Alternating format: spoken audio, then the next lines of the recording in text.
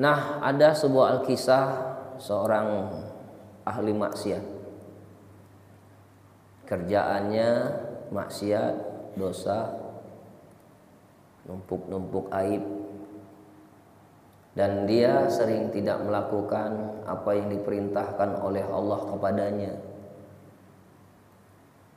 Dia habiskan waktunya hanya untuk berbuat dosa. Digoda oleh setan zina dia. Digoda oleh setan merampok dia. Digoda oleh setan dia nipu dia. Kerjaannya tidak ada waktu lagi, hanya berbuat maksiat, sehingga mungkin seumur hidupnya penuh dengan dosa. Bertahun-tahun dia melakukan dosa itu, jauh dari perintah Allah, jauh dari sunnah-sunnah Rasulullah. Dia meninggalkan semua ajaran Islam sehingga dia tersesat. Waktu terus berjalan, bulan berganti tahun, tahun demi tahun, ternyata Allah memberikan hidayah kepadanya. Sehingga dia berubah 180 derajat. Hijrah.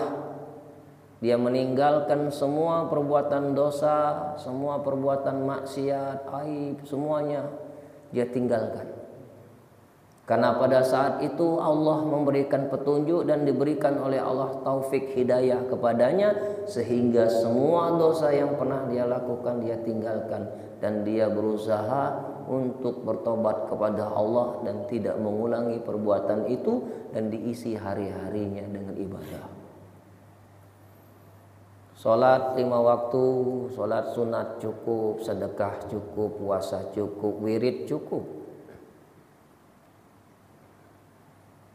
Sehingga orang melihat, mendengar, merasakan bahwa dia memang benar-benar berubah.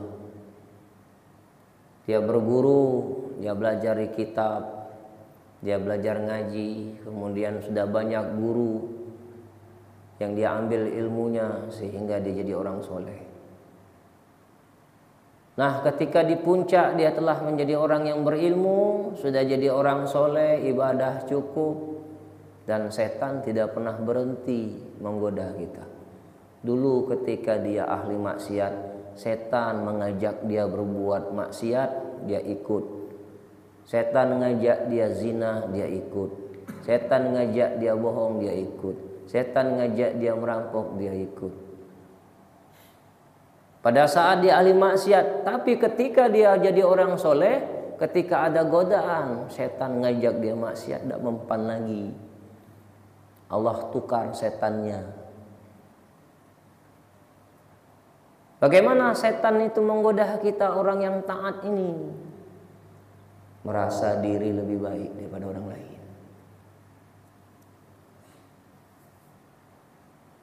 Maka kata Nabi, laulam takunu tusnibu. Seandainya tidak ada manusia yang tidak berbuat dosa, khasitu alaikum ma huwal akbaru min zalik. Kata Nabi, yang aku khawatirkan adalah apabila mereka tidak berbuat dosa, tapi mereka akan melakukan perbuatan dosa yang lebih besar daripada itu. Al-ujbah, ujub.